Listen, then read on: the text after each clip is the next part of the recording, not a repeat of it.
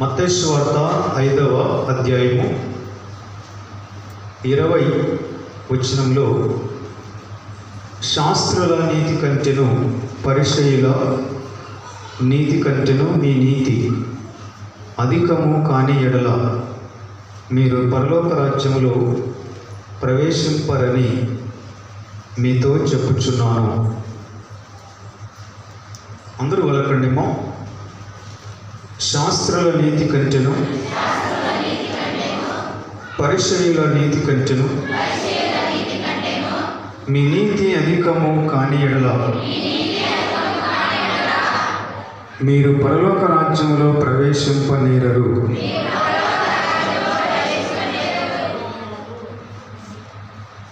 సులభ తర్జుమాలో ఈ మాట ఇలా ఉంటుంది: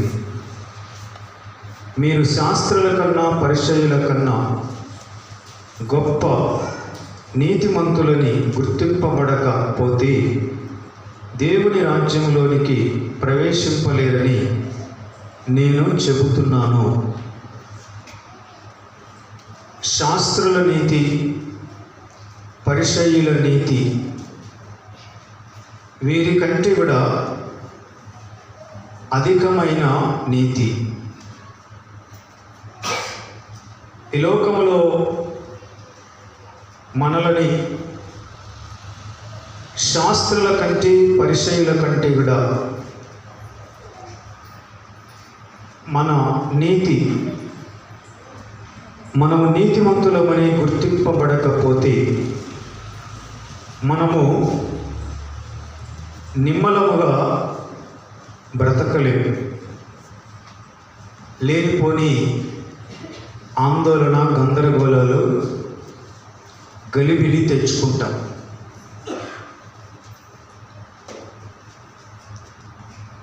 శాస్త్ర నీతి కంటే పరిసయ్యుల నీతి కంటే,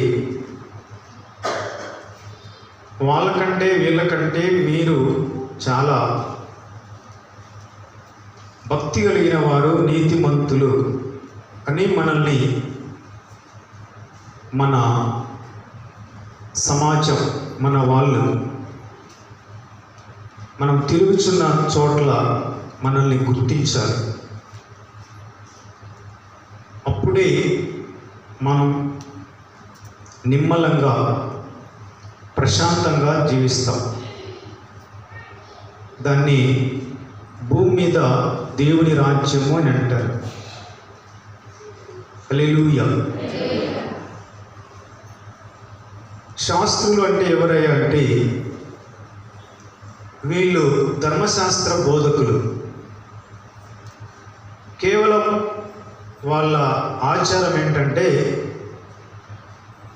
చెప్పడమే కానీ చెప్పినది ఏది కూడా వారు చేయరు. చెబుతారు కానీ చెప్పిన దాన్ని, ఏ దాన్ని కూడా వారు పాటించరు.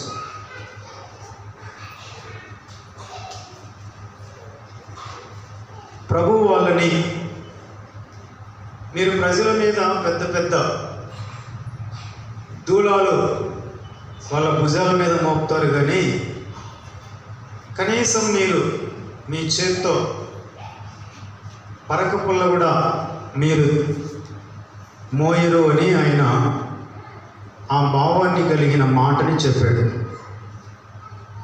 వాళ్ళ మీద ఏమో పెద్ద పెద్ద బరువులు మోపుతారు, మీరేమో పరక పుల్లమైన కూడా బరువు మోయరు. చెబుతారు కానీ మీ మాటలకి, మీ చేతులకి అసలు అమాషకు పున్నానికి ఉన్నట్టుగా, చీకటికి వెలుగు ఉన్నట్టుగా, యేసు ప్రభువుకి సైతానుకు ఉన్నంత వ్యత్యాసం ఉంటుంది. చెప్పేదొకటి, చేసేదొకటి.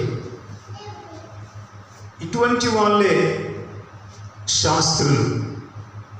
చెప్పడం నీతి మాటలు చెప్తారు, బ్రతుకేమో మురికి గుంతల్లో పడినట్టుంటుంది. చెప్పేటప్పుడేమో పావురాల్లాగా ఉంటారు, వాళ్ళ క్రియలు చూస్తే పందుల్లాగా బురద గుంతల్లో ఉంటారు.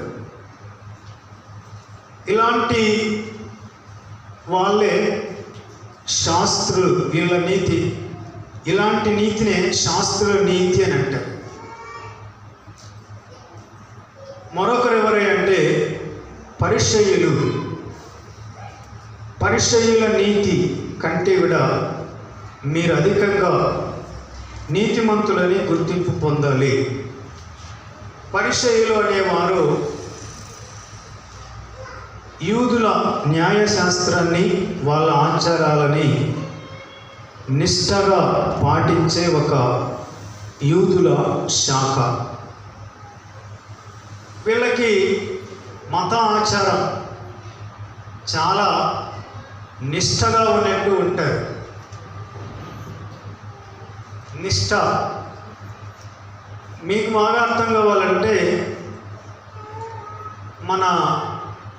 మన సరిహద్దుల్లో, మన దేశంలో మాంసం తినకూడదు, చనిపోయిన దగ్గరికి వెళ్ళకూడదు, ఈ రకరకాల ఇవన్నీ ఉంటాయి కదా. కాకి అడ్డం రాకూడదు, నక్క అడ్డం రాకూడదు, తుమ్మకూడదు, పిల్లి అడ్డు రాకూడదు, కట్టెల మోపు ఎదురు రాకూడదు. ఇవన్నీ ఇలా చేసే వాళ్ళే ఈ పరిసయ్యుల. వాళ్ళు వీళ్ళు రెండు ఒకటే. అందులో ఎవరికి ప్రయోజనం ఉండదు. లేనిపోని చిక్కులను తెచ్చిపెట్టుకుంటుంటారు. అంతా టెన్షన్గా, గందరగోళంగా జీవిస్తూ ఉంటారు.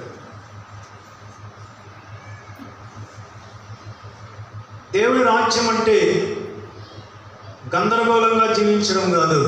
ఏ పరిస్థితి వచ్చినా కూడా నిమ్మలంగా, నిబ్బరంగా, ప్రశాంతంగా జీవించడం.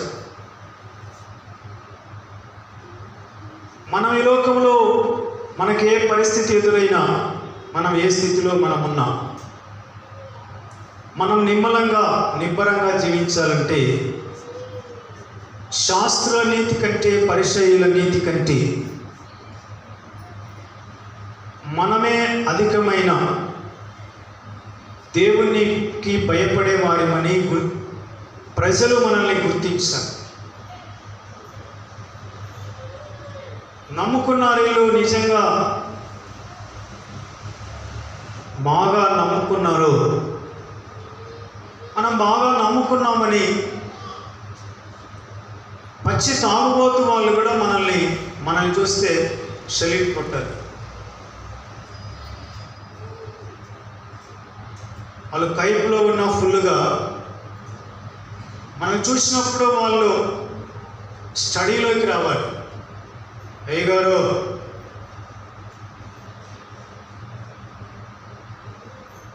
అన్నా నమస్కారం అనాలి. అంటే వాళ్ళ కైపు కూడా దిగిపోయినట్లుగా వాళ్ళు స్టడీలో మాట్లాడతారు.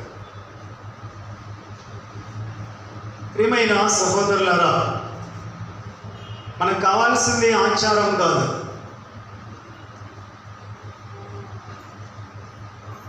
మనము శాస్త్రుల నీతి కంటే, పరిసయ్యుల నీతి కంటే మన నీతి ప్రత్యేకమైనది, వెరీ వెరీ స్పెషల్ అని, ప్రభావము గలదని మనలని ప్రజలు గుర్తించారు. ఈ లోకంలో ఒక విశ్వాసి ఎలా ఉండాలంటే ఒక స్ప్రింగ్ లాగా ఉండాలి. మునగ కర్రలాగా ఉండకూడదు. మునగ కర్ర పెళ్ళుమని ఇరిగి పడుతుంది. స్ప్రింగ్ లాగా జమ్ము ఉంటుంది. జమ్ము ఎటు ఉంచితే అటు ఉంచబడుతుంది. స్ప్రింగ్ కూడా అది ఉండే చోటు ఉంటుంది స్థానం. అది ఇట్లా ఎటు పక్కగా అటు పక్క వంగుతుంది. విశ్వాసులు స్ప్రింగులాగా ఉండాలి. అలా ఉన్నప్పుడే ఎవరైనా నీ పర్వాలేదప్పా వీళ్ళు చాలా మంచివారు, చాలా ఉత్తములు అని ఎవరైనా మన గురించి సంతోషాన్ని వ్యక్తం చేస్తారు. అలాగే మనం కూడా నిమ్మలంగా జీవిస్తాం. స్ప్రింగులాగా విశ్వాసులు ఉండాలి నమ్ముకున్న వాళ్ళందరమీ అనటంలో నా భావం మీకు అర్థం కావాలంటే, ఈ లోకంలో మన దేశంలో అనేక రకాల పద్ధతులు ఉన్నాయి. వాళ్ళు అదే దేవుడు అనే పద్ధతి అని వాళ్ళు అనుకుంటున్నారు. మనం ఆ మాట పక్కన పెడితే, మనము తోచి వాళ్ళని మనుష్యులుగా వాళ్ళని మనం భావించాలి. ఇప్పుడు నేను ప్రభు సేవకుణ్ణి, పాస్టర్ని, కానీ మా ఇంటి పక్కలోనే గుడి ఉంది. పాస్టర్ ఇల్లు గుడి పక్కలో ఉంది.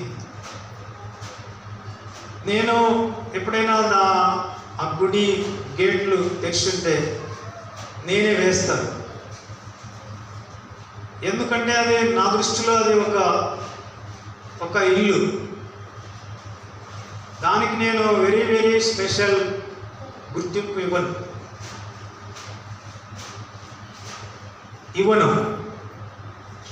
ఏదైనా అంతే, మనం నిజము కాని వాటిని పెద్దగా భూతత్వంలో చూడకూడదు.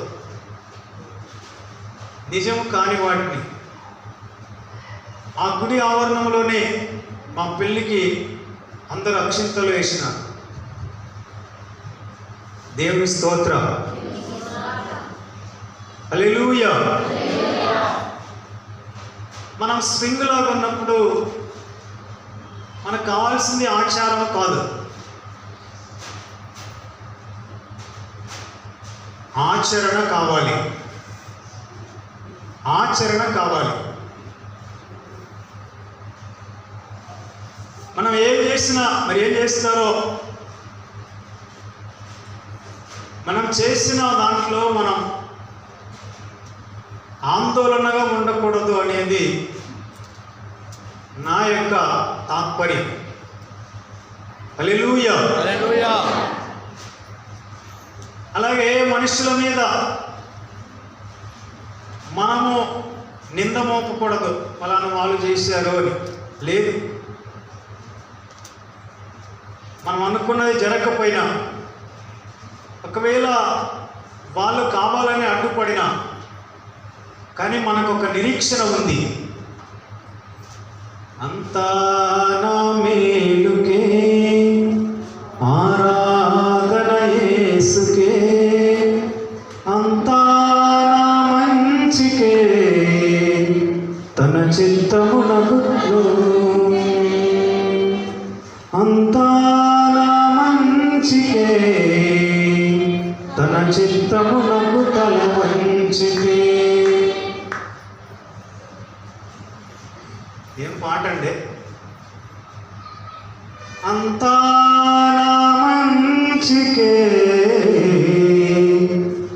తన చిత్తమునకు తల వంచితే. ఊపిరాగే వరకు నీతోనే జీవిస్తా, ఏ దారిలో నడిపినా నీ వెంటే నడిచొస్తా. విశ్వానికి కర్త నీవే నా గమ్యం, నీ పాటల నడుచుట నాకెంతో ఇష్టము, నిన్ను మించిన దేవుడు లేడయ్యా.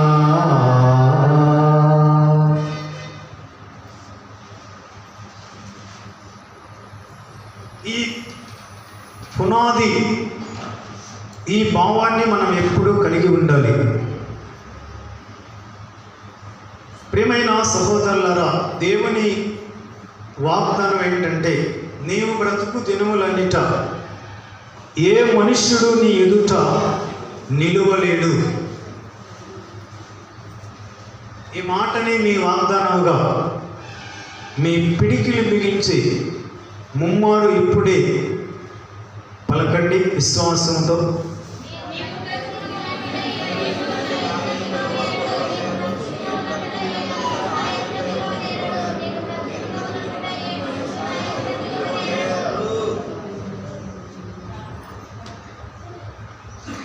అందరూ పలకండి. నేను బ్రతుకు దినములన్నిట ఏ మనుష్యుడు నా ఎదుట నిలువలేడు.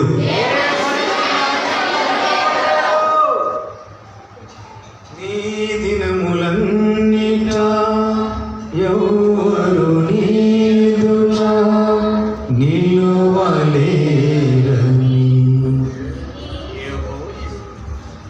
వాగ్దానము చేసిన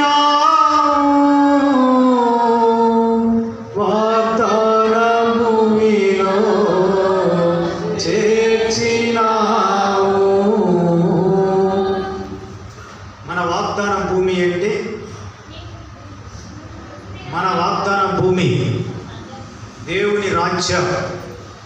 హల్లెలూయా. వాగ్దానము చేసిన వాగ్దానములో చేర్చినావు. సర్వోన్నతుడా నీవే నాకు ఆశ్రయదుర్గము. ఎవరు లేరు నాకు ఇలలో, ఆదరణ నీవేగా, ఆనందం నీవేగా.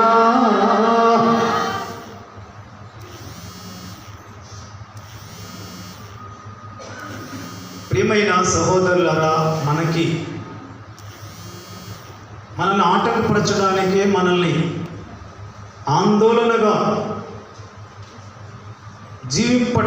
జీవింపచేయడానికి ఈ లోకములో ఎవరికి అధికారం లేదు.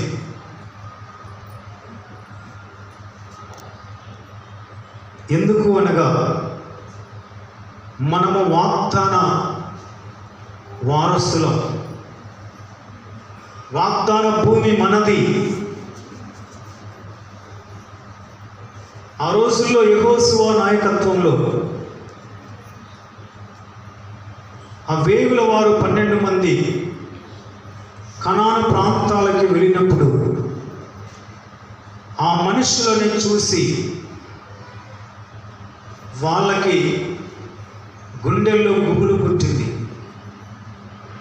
యెహోషువ కాలేబులకు తప్ప మిగతా 10 మందికి కాళ్ళు చేతులు వణికినాయి. ఇలాంటి మనుషులతో ఇలాంటి దేశాన్ని మనము స్వాధీనం చేసుకుంటామా? ప్రభు మనకి ఎంత అబద్ధం చెప్పినాడు. మనకి ఐగుప్తులో సమాధులు లేవని ఈ భయంకరమైన అరణ్యంలో నడిపించి చివరికి కనానీయుల 7 జాతుల వారి చేత నాశనం చేయడానికి దేవుడు మనల్ని పిలిచాడా అని వాళ్ళు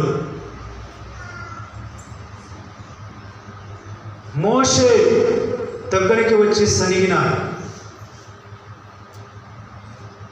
యెహోషువ కాలేబులు మాత్రం, సహోదరులారా,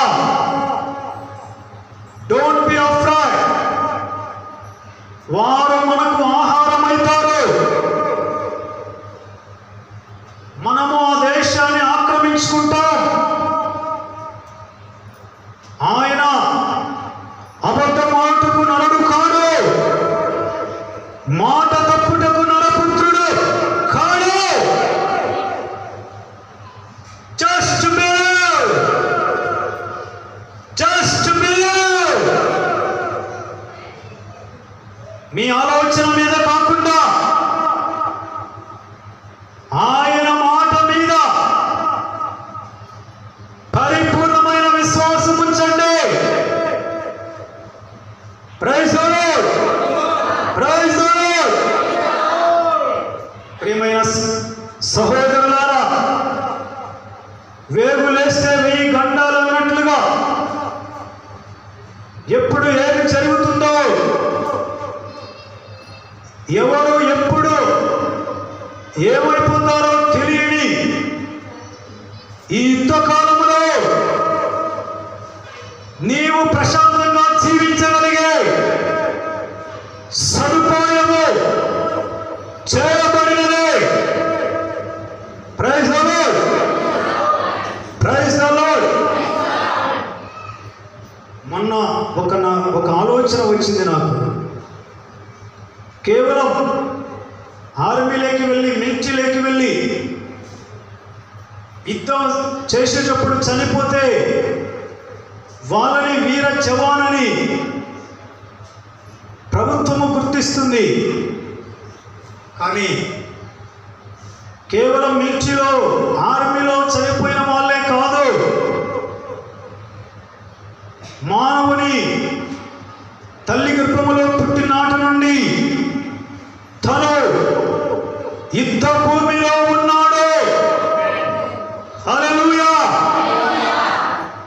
ఎవరు ఎప్పుడు ఏమైపోతారో తెలియని, చెప్పలేని, మన ఊహకి అందని ప్రమాదాలు లోకములో పొంచి ఉన్నాయి. కానీ శుభవార్త ఏంటంటే, నిన్ను కాపాడువాడు కొనుకడు, నిద్రపోడు.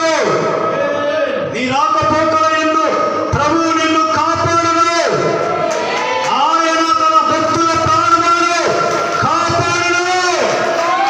నీ కుడి ప్రక్కన 1000 మంది పడినా, నీ ఎడమ ప్రక్కన 10,000 మంది కూలినా, ఏ అపాయము నీ దరికి చేరదు. It is our hope. ఇదే మన నిరీక్షణ. నిరీక్షణ కలిగిన వారమై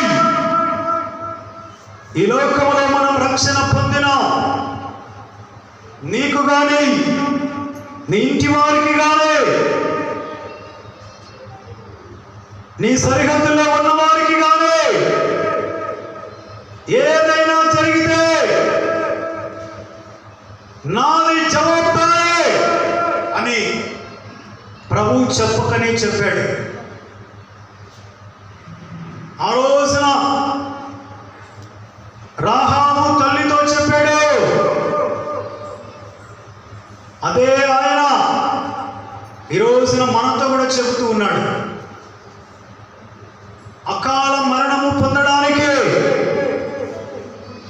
మనము పిల్లలను కనలేదు. హల్లెలూయా. మన పిల్లలను నాశనం చేసే శత్రువు ఎప్పుడో నశించిపోయినాడు. Praise the Lord, praise the Lord. ఆ లేఖనాన్ని చూడండి.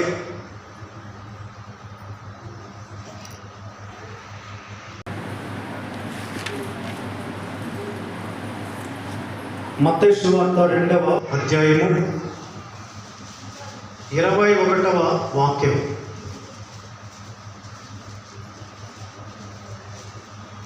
ఎవరైనా చదవండి.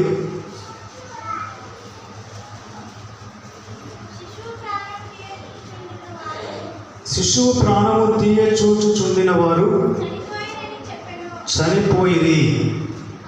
చాలుమా. శిశువు పుట్టగానే చంపేయాలనే వెతుకులాట శత్రువుది. కానీ శిశువు ప్రాణము తీయచూచుచుండిన వారు చనిపోయినారు.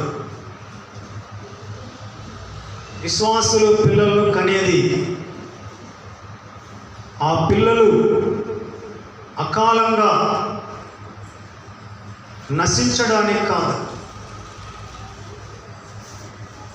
మనకు లేఖనం ఆధారం, అగ్రిమెంట్, రిజిస్ట్రేషన్.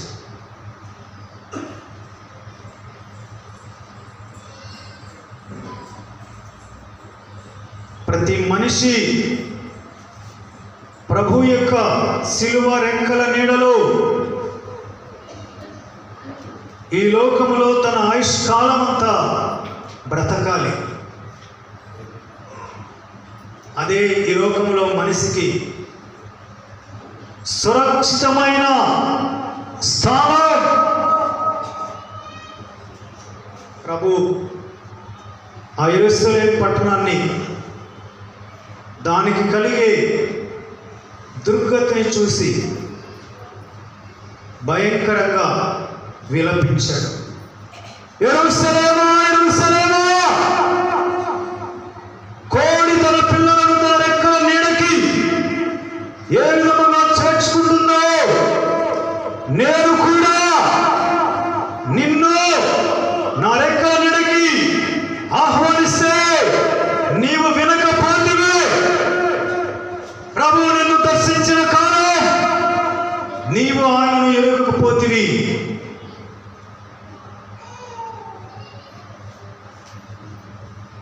కనుక నీ పరిస్థితి ప్రమాదకరమైన స్థితిలోనికి వెళ్తుంది. ఆయన ఆ పట్టణాన్ని గురించి విలపించాడు, ఏడ్చాడు.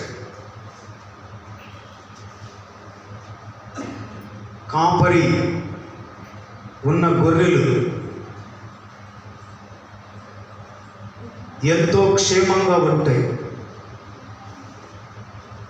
దావీదు లాంటి కాపరి సింహాల నోట నుండి, ఎలుగుబంట్ల నోట నుండి తన గొర్రెలను కాపాడుకుంటాడు. యేసు ప్రభు కూడా మనము ఆయన గొర్రెలో మన క్షేమం కోసమై ఆయన తన ప్రాణాన్ని ఇచ్చినాడు. ప్రాణమిచ్చిన కాపరి ఆయన, ప్రాణమిచ్చిన కాపరి. నా గొర్రెలు, నాకు అప్పగింపబడిన గొర్రెలు, వాటిలో ఏ గొర్రె నశించకుండా అంతం వరకు వాటిని కాపాడే బాధ్యత నాది. అవి ఏవి కూడా నశించవు అన్నాడు.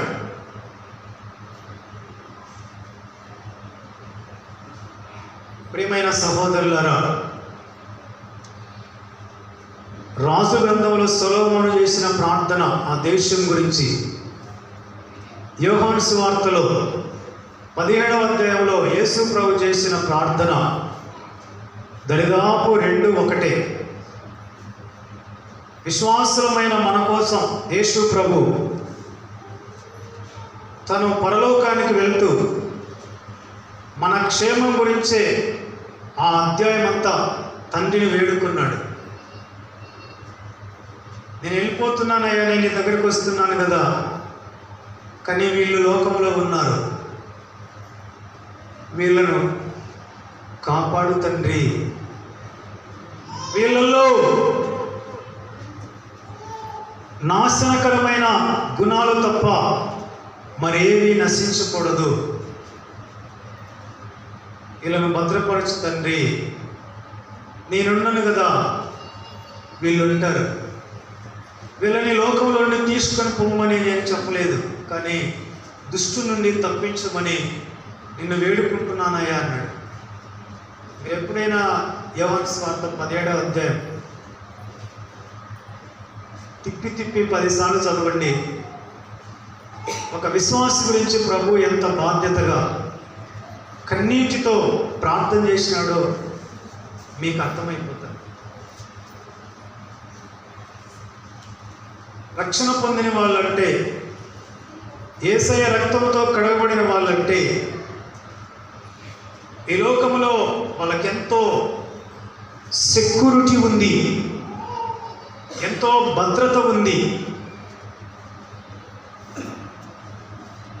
ఎంతో భద్రత ఉంది. యోహాను సువార్త 17వ అధ్యాయం 15వ వచనంలో, నీవు లోకములో నుండి వారిని తీసుకొని పొమ్మని నేను ప్రార్థించలేదు కానీ దుష్టుని నుండి వారిని కాపాడుమని ప్రార్థించుచున్నాను. చూడండి,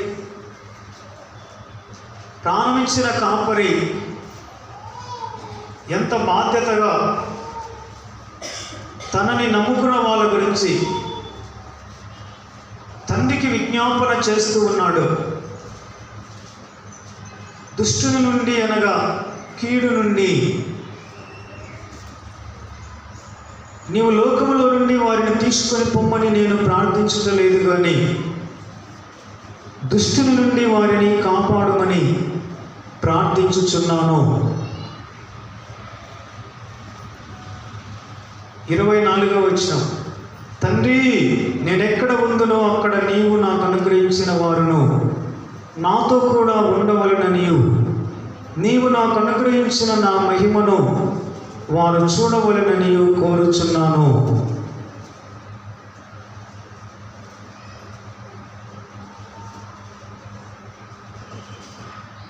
తొమ్మిదవ వచనం,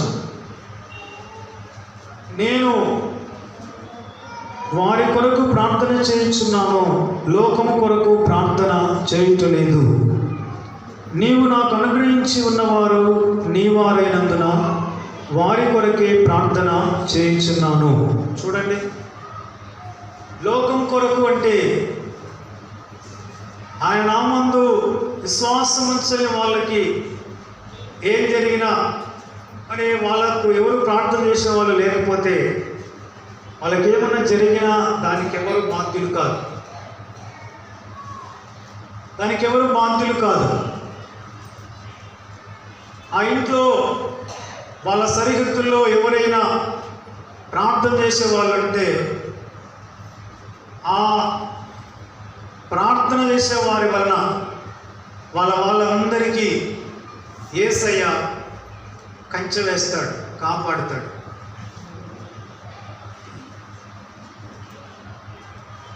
మా అబ్బకి పుట్టిన వాళ్ళందరూ, మా మేనత్త వాళ్ళు కానీ దాదాపు 100 పైన ఉంటారు. ఎక్కడో ప్రతిరోజు వాళ్ళు ఎక్కడెక్కడో తిరుగుతుంటారు వాహనాలలో, ఎంత దూరం నుండో వస్తారు. నిత్యము వాళ్ళు బండ్ల మీద వాహనాల మీద తిరుగుతుంటారు. కానీ వాళ్ళందరూ క్షేమంగా ఉన్నారంటే ప్రభు వాళ్ళని, నన్ను బట్టి వాళ్ళని కాపాడుతున్నాడు. ఆమేన్. మీ వాళ్ళందరూ క్షేమంగా ఉన్నారంటే దానికి కారణం మీ ప్రార్థనలే. హల్లెలూయా. మీ ప్రార్థనలే. ఏదైనా కీడు జరిగిందంటే ప్రభువా ఎందుకు జరిగిందని మనం వెంటనే ప్రభు దగ్గర విచారించాలి. వాస్తవంగా చెప్పాలంటే మనం యథార్థంగా ప్రభు దగ్గర జీవించినప్పుడు చాలా మట్టుకు 100కి 100% మన వాళ్ళకి దేవుని కాపుదల ఉంటుంది. ఒకవేళ ఏదైనా జరగకూడనిది జరిగినది అంటే అది మనలో ఏదో లోపం ఉంది అని దాన్ని దిద్దుకోవాలి, కానీ దాన్ని ప్రభు మీద నింద మోపకూడదు. ఎందుకు ఇలా జరిగిందని అడిగే అర్హత లేని లేదని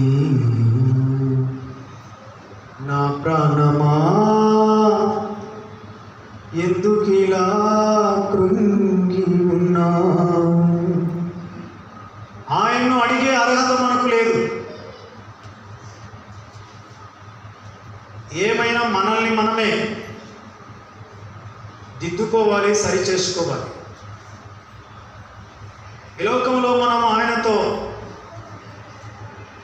ఎంత సహవాసంలోనికి వెళ్ళాలంటే, ఆ రోజున మోషే గారు ఒక స్నేహితునితో ఒక మనుషుడు మాట్లాడినట్టుగా ప్రభుతో మోషే ప్రవక్త మాట్లాడేవాడు. ఈ రోజున మనం కూడా పక్కన కూర్చున్న మనిషితో మనం ఎలా మాట్లాడతామో అలాగా ప్రభుతో మాట్లాడే ఆ అనుభవంలోనికి మనం రావాలి. హల్లెలూయా, హల్లెలూయా. యేసు ప్రభు కూడా తండ్రితో అలాగే మాట్లాడేవాడు. తండ్రితో అలాగే మాట్లాడేవాడు. మనం కూడా ఆయనతో అలాగే మాట్లాడాలి. గట్టిగా అరిసి కేకలేసి చీరుకుంటా ఎక్కులు పెట్టి వేసుకుంటా కాదు. నిట్టూర్పు విడవాలి. మౌనంగా మన పక్కలో ఆయన ఉన్నాడని ఒక స్నేహితునితో మనం ఎలా మాట్లాడతామో అలాగా ఆయనతో మనం మాట్లాడాలి. బయట ఫ్లోరింగ్ వేసినప్పుడు అప్పటి నుంచి డబ్బులు చాలా కొరతగా ఉంది. ప్రభా నేను ఏమైనా ఎక్స్ట్రా చేశానా ప్రభా, వేయకూడదని అడిగాను. అప్పుడు నేనేమైనా పొరపాటు చేసినా అలా వేయకూడదంటే లేదు లేనైనా తప్పేం కాదు, మరి ఎందుకంటే వెయిట్ చేయి, పరీక్ష అనుకో, నువ్వు వెంటనే వేసావని నీకు నిధులు మంజూరవుతాయా? మంజూరైతే నీకు అర్థం కాదు నా కార్యాలు. నువ్వు గొప్ప పని చేసినా కూడా దానికి ఇబ్బందులు వస్తే అప్పుడు నీ విశ్వాసం అనేది ఎంత ఉందా అని అర్థమవుతుంది అందరికీ, పరలోకంలో, పాతాళంలో, భూలోకంలో. కాబట్టి పరీక్షలో నువ్వు పాస్ కాదు. నీ పరీక్ష అనుకో, వేయడంలో తప్పు కాదు. ఏం జల్సాలకి దర్జాలకి వాడలేదు కదా, కాబట్టి తప్పు లేదు నైనా, కానీ పరీక్ష రాయి. ఇట్లాగే ఆయన అన్నాడు, తప్పేం కాదులే, కొద్ది కాలం వెయిట్ ఇచ్చేయి, పరీక్షల్లో నిలువు. దేవుని స్తోత్రం. ప్రియమైన సహోదరులారా, ఈ లోకంలో ప్రతి మనుషులు చూడండి, ఎంతోమంది అకాలంగా వెళ్ళిపోతున్నారు, అన్యాయం అయిపోతున్నారు. అన్యాయం అని అనకూడదు,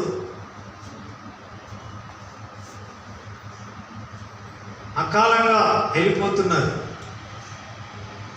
కానీ ఈ భయంకరమైన ఈ యుద్ధకాలంలో కూడా ఒక మనిషి నిమ్మలంగా బ్రతికే సదుపాయం ఉంది అంటే చాలామంది నమ్మలేరు. కానీ నువ్వు నమ్మాలంటే నువ్వు మార్పు నుండి పసిబిడ్డలాగా జీవిస్తేనే నీకు అర్థమవుతుంది.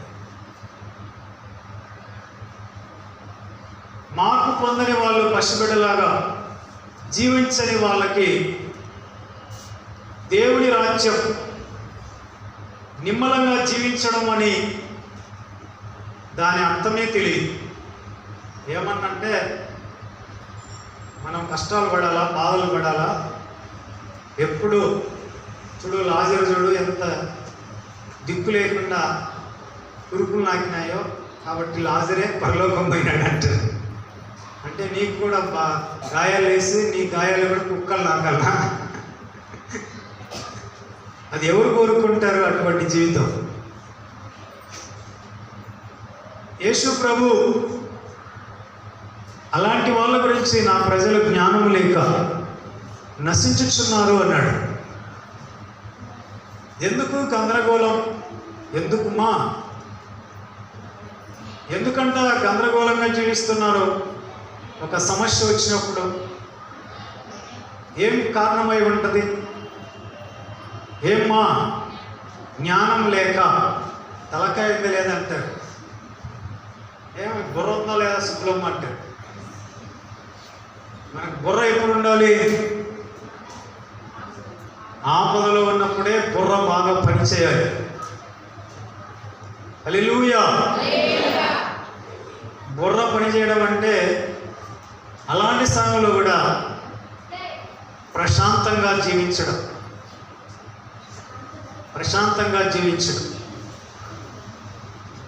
అంత పెద్ద 2 సంవత్సరాలు కరోనా వచ్చిన, అమ్మ నాన్న టీచర్ అన్న చనిపోయినా ఆ ప్రభావం నా మీద చూపలేదు. కానీ మా మామగారు చనిపోతేనే ఇంట్లో వాతావరణం నాకు కూడా రాత్రి అనుకున్నాను, ప్రభువా నన్ను విడిచిపెట్టినావా అని ప్రభుతో రాత్రి అన్నాను. లేదు లేదు నాయనా విడిచిపెట్టలేదు, లేదు నేను ఎందుకు విడిచిపెడతాను, నేను విడిచిపెట్టలేదనే దానికి కారణం నీ గుండెలో సమాధానమే. అది చాలదా? హల్లెలూయా. కనుక ప్రియమైన సహోదరులారా, మీకు ఒక చిన్న సాక్ష్యం చెప్పాలి. ఏంటంటే నేను తెల్లవారుజామున వాక్యాన్ని వింటూ కళ్ళు మూసుకొని ఉంటే మా మామగారు ఫుల్లుగా తెల్ల బట్టలు వేసుకొని మందిరంలోకి వచ్చాడు. ఇదిగో అక్కడ కూర్చున్నాడు. ఫుల్ ఎంత వైట్ అంటే చాలా తెల్లగా ఉన్నాయి. మనిషి ఎంత ఆరోగ్యకరంగా ఉన్నాడు. ఫుల్లుగా ఆరోగ్యకరంగా, ఎక్కడ కానీ కాళ్ళు కానీ చేతులు ఏమంతా నీట్గా, అంతా ఏ లోపం లేదు. మళ్ళీ ఎలా వచ్చావన్నా అంటే, బండి వస్తుండే అమ్మా, బండిలో ఎక్కువ వచ్చినాను అని చెప్తున్నాడు. వాళ్ళ నాన్న దగ్గరికి పరిగెత్తుకుంటూ వెళ్ళి, నువ్వు ఎలా వచ్చావు నాన్న అంటే, బండి వచ్చినాదమ్మా, నేను ఆపి బండిలో ఎక్కువ వచ్చినానని చెప్తున్నాడు. ప్రియమైన సహోదరులారా, దాని అర్థం ఏంటంటే, మనకు చెందిన వాళ్ళంతా కూడా నరకం వెళ్ళకుండా వాళ్ళకి పరలోకంలో పరదేశంలో ఉండటానికి ప్రభు కృప చూపిస్తాడు. దేవుని స్తోత్రం. కనుక ఈ లోకంలో అనేక రకాల పరిస్థితులు ఎన్నో ఉన్నా కూడా యేసు ప్రభు మన కోసం ఎక్కడ ఏం చేయాలనో మొత్తం అంతా ఆయన సమకూర్చినాడు. ఏ రకంగానైనా మనకెంతో భద్రత కలిగించినాడు.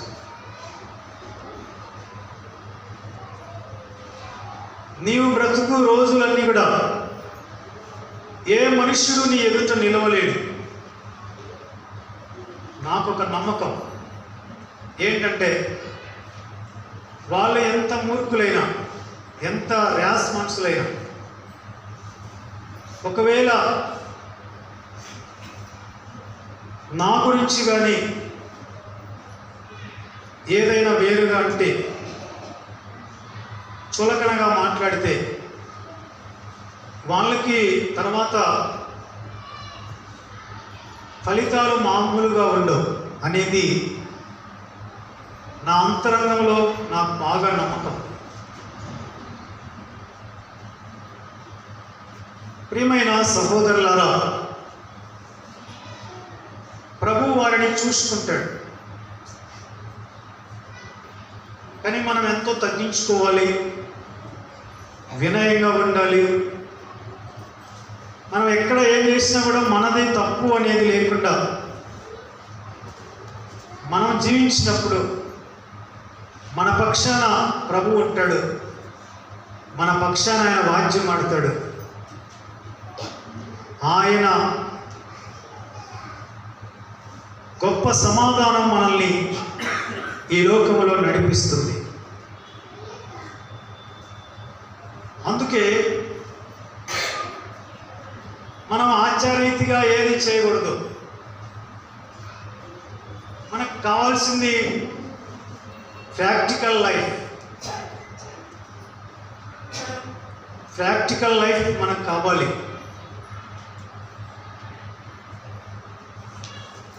మన వాళ్ళు ఎవరైనా మేము పలానా కొండకి వెళ్తున్నాం, మా వాడికి వెంట్రుకలు తీర్చుకోవడానికి మీరు రావాలంటే, ఒకవేళ ఆదివారం కాకపోతే, ప్రార్థన లేకపోతే, వాళ్ళు వెళ్ళే కొండకి నేను కూడా వెళ్తాను కానీ నేను పక్కన ఉంటాను. వాళ్ళ దాంట్లో ఏది పాల్గొనను. స్ప్రింగ్ అంటే వంగుతుంది కానీ నేను రాను, మీరు సైతాన్లు అన్నాడు. వాళ్ళు పెట్టిన భోజనం తింటాను, కానీ నేను అందరికంటే కూడా ప్రత్యేకంగా అక్కడ నేను జీవిస్తాను. హల్లెలూయా.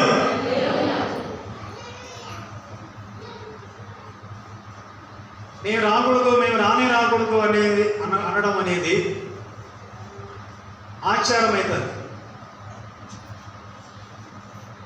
మన వాళ్ళందరూ అటువంటి వాళ్ళే కదా.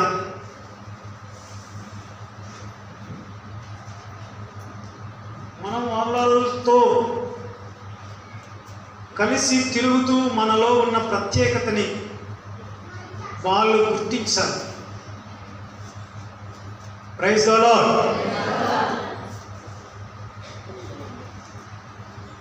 వచ్చినాడు కానీ చాలా ప్రత్యేకంగా ఉన్నాడు. పర్వాలేదు, ఏమనుకున్నాము, పర్వాలేదు, తప్పేముంది. చాలా వివేకంగా మనం అనుసరించే దైవనీతి శాస్త్రుల కంటే, పరిచయాల కంటే గొప్పది అని మన వాళ్ళు గుర్తించాలి. గొప్పది అని గుర్తించాలి. చాలా నియమాలు ఉన్నాయి, చాలా ఆచారాలు మనుషులు పాటిస్తున్నారు. నాకు అన్నం పెట్టే చేతులు కనీసం వాళ్ళకి చేతికి కనీసం ఒక రింగ్ అయినా లేకపోతే నాకు వాళ్ళ చేతి వంట తినబుద్ధి కాదు. ఓమప్పు అట్లా పో అంటారు. ఏందమ్మా, కనీసం చేతికి ఒక రింగ్ అన్నా. మనం ఎక్కడున్నాం, మనం ఎంతో జ్ఞానంగా జీవించాలి. మీరు దశంభాగాలని ఇస్తున్నారు కానీ న్యాయాన్ని, దేవుని కనికరాన్ని మీరు పాటించలేదని ప్రభు అంటాడు. ప్రాక్టికల్గా మనం ఎటువంటి వాళ్ళనైనా మనం ప్రేమించాలి, వాళ్ళని క్షమించాలి, వాళ్ళని అర్థం చేసుకోవాలి.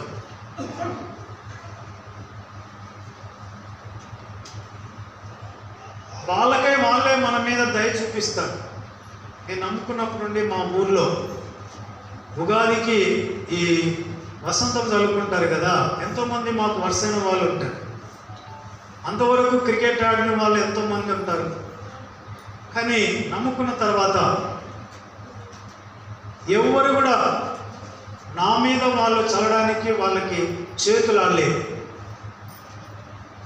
చల్లకూడదు మనం అని వాళ్ళకే వార్నింగ్ ఇచ్చుకొని పక్కన వెళ్ళిపోతుంటారు. నేనేం భయపడి ఇంట్లో దాక్కుని నన్ను చల్లుతారేమని. నాకు ఎదురైనా కూడా వాళ్ళు పక్కకి వెళ్ళిపోతారు. చాలామంది అనుకున్నారు వాళ్ళు, ఈయనెక్కడ ప్రభు కోసం జీవిస్తాడు, పట్టుమని 3 నెలలకే మళ్ళీ వచ్చి ఇవాళ పడతాడు అన్నాడు. ఇప్పటికీ 27 ఏళ్ళు అయిపోతుంది. ఒక్కసారి కమిట్ అయినామంటే ఇంకా తగ్గేదిలే, ముందుకే. Praise the Lord. వెనక్కి వెళ్ళడానికి ఏముంది అక్కడ? అక్కడ ఏముంది? బూడిద తప్ప. ముందుంది బంగారు భవిష్యత్తు. మనులు మాణిక్యాలు ఉన్నాయి.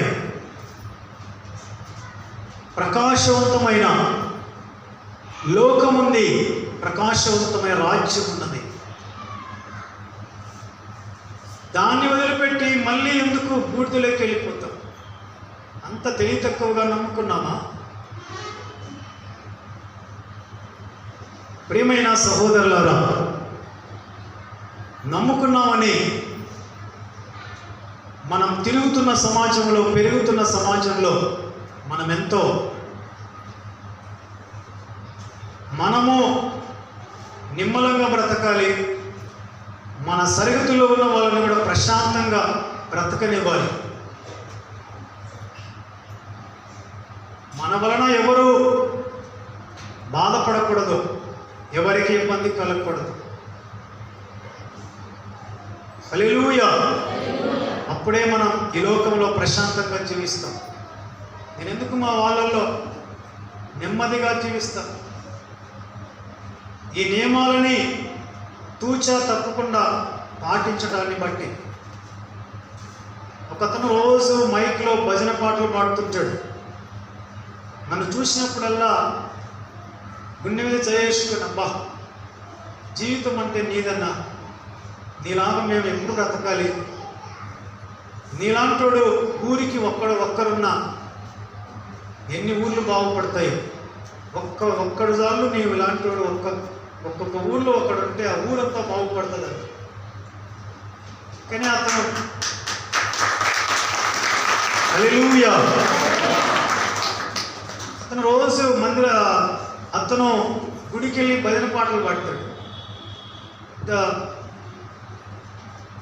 ఆ పూజలు భయంకరంగా చేస్తాడు. కానీ అతనికి ఎందుకు వచ్చిన ఆ మాట? మనం అలాగా జీవించాలి. ఈ ఆచారాలు ఇవన్నీ ఈ బలులు కాదు. మనుషులని మన మీద మనం వాళ్ళని కనికరం చూపించాలి, వాళ్ళ మీద కనికరపడాలి. హల్లెలూయా, హల్లెలూయా. మన నీతి శాస్త్ర నీతి కంటే, పరిచయుల నీతి కంటే అధికము అని ప్రభు అంటే తెలియని వాళ్ళు కూడా గుర్తించాలి.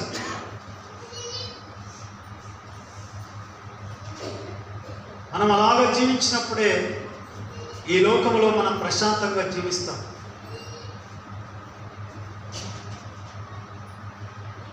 ఇట్టి ప్రశాంతమైన జీవనాన్ని ఇచ్చిన ప్రభువుకి మనం ఎంత కృతజ్ఞత స్తుతులు చెల్లించినా తక్కువే. అందుకే మనం ప్రభువుని